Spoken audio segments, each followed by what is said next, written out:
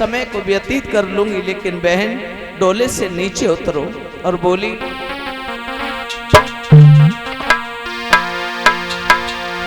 कि तुम चलो संभालो जा घर को,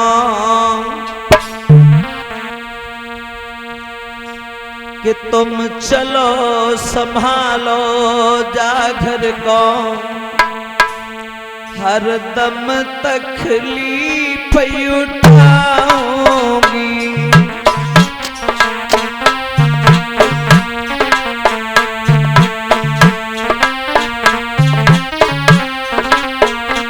आली,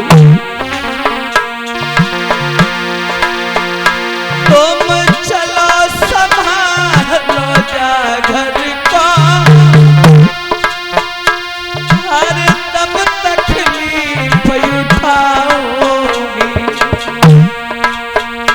जब सोवेगी तू संध्या को, मैं तेरे पैर दबाऊंगी।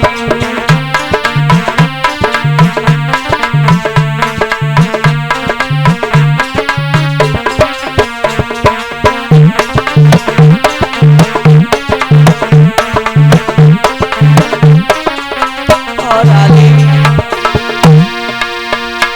जो घर से वापस गई बहने, मैं तड़प तड़प मर जाऊंगी। जो बेटा जन्मे कुछा से, मैं तेरो ही लाल खिलाऊंगी।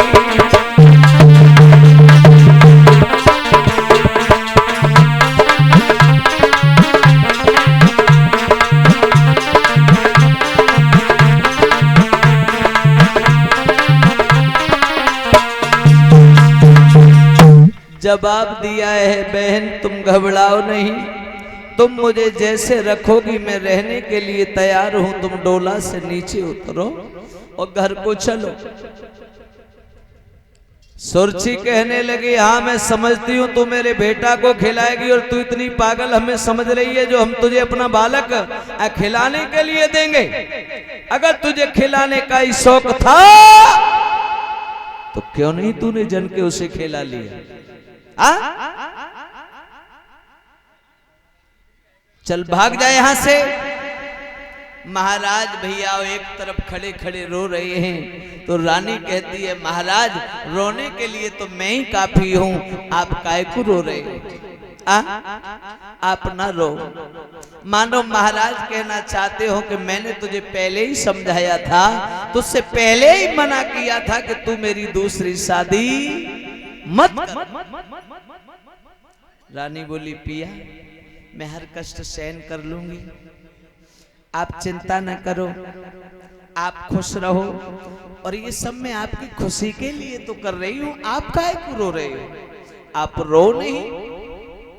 और सुनो, ये आपसे कोई शर्त भी रखवाए तो आप इसकी हाँ में हाँ करते चले जाना, तुम इसके हाँ में मना मत करना।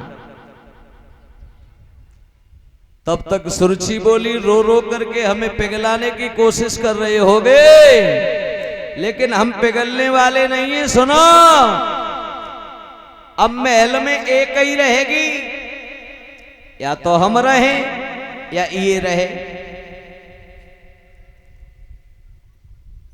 महाराज बोले, तो कैसे रहेगी? बोले, सुनो हम जहां रहेंगे तां ये नहीं रहेगी, बताओ शर्त मंजूर है? महाराज बोले, हाँ ठीक है। बोले, और सुनो, इसे हर रोज महलों के काग उड़ाने पड़ेंगे, रानी बन के नहीं रहेगी, ये नौकरानी बन के रहेगी। शर्त मंजूर है कि नहीं? महाराज मजबूरन कह रहे हैं, हाँ मंजूर है। बोले, और सुनो, हाँ मैं एक चीज तो भूल ही गई, इसे एक शेर हर रोज जौ मिलेंगे, खुद अपने हाथ से ये पीसेगी, आटा बना के भोजन बना करके खुद अपने हाथ से खाएगी।